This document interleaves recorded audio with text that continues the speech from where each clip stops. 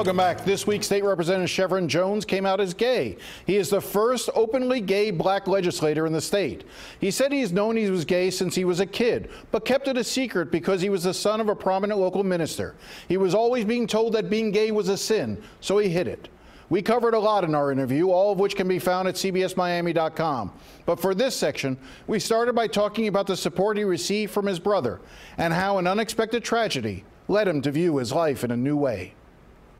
My middle brother, Keneal, who's no longer here, he's always been a protector to me. He would tell me how he has had to fight people off, like, and tell them, you know, that's my brother. You're not going to speak ill of him in front of me. So they fight. They still fight for me, just as my parents and some of my close friends do. But my brothers, they knew, very close to me, and that last interaction I had with him before he died was weird because we were in church and my dad was preaching when he and I sit next to each other every Sunday, and I remember just kind of leaning on him and saying to him, I said because we had happy hour together the night before, and I said, thank you for accepting me, and he's like, man, please. And so I just leaned on him, and that was my last interaction with him, and not knowing that a week later he would pass. His passing, was that, other than just being devastating to you on a personal level, did it also, though, give you strength to sort of talk more about owning who you are and talking more openly about it now? Well, it gave me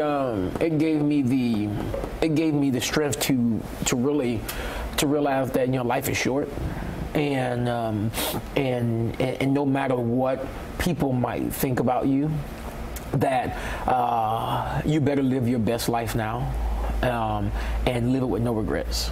And I think that's where I get my hope and my freedom from, because, you know, my brother, if you came to his funeral, it was packed. My brother wasn't a state rep, he wasn't a pastor, he wasn't anything. He just lived his best life. Mm-hmm. And so he just taught me to live my best life. Are you scared as to how people will react now that they know? Yeah, because Jim, people are not nice. There are very nice people, and there are individuals who portray to be nice, but they do differently behind your back. I will tell you that I've gotten a lot of messages from colleagues, members, Republicans and Democrats, and just happy for me being honest, whatever their belief is in it, right? They support the individual, and they're proud of that, and that gives me hope that the world is not bad as people think it is.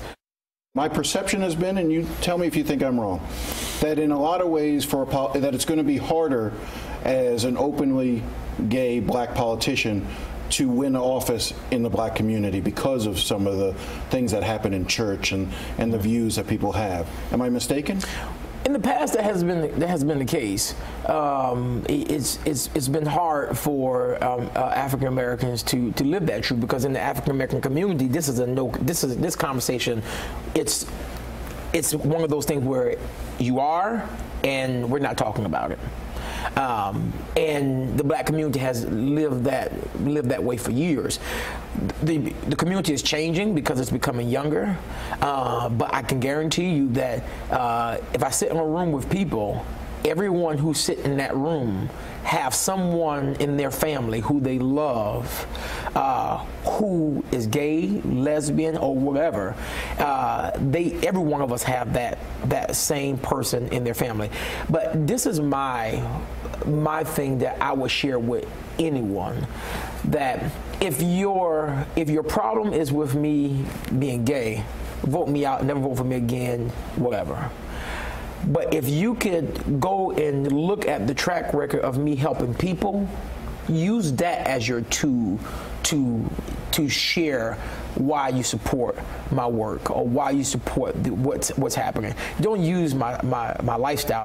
Your name has been floated as a possible running mate for Gwen Graham if she gets the nomination to be the governor for the Democratic side. You've been talked about as a possible lieutenant governor candidate. Does that interest you at all? I would tell you this. I am proud of the candidates that we have. All four of them are amazing individuals. I am Team Gillum, been Team Gillum since day one. We've been to college together, and so that will not change. After the 29th, 28th. After the 28th, I'm sorry, the 28th. Yeah, don't get people voting on the 29th. I'm telling the camera the 28th. After the 28th, we'll see. And I will tell you this, I'm willing to do whatever needs to be done to ensure that the Democrats take back over the governor's mansion.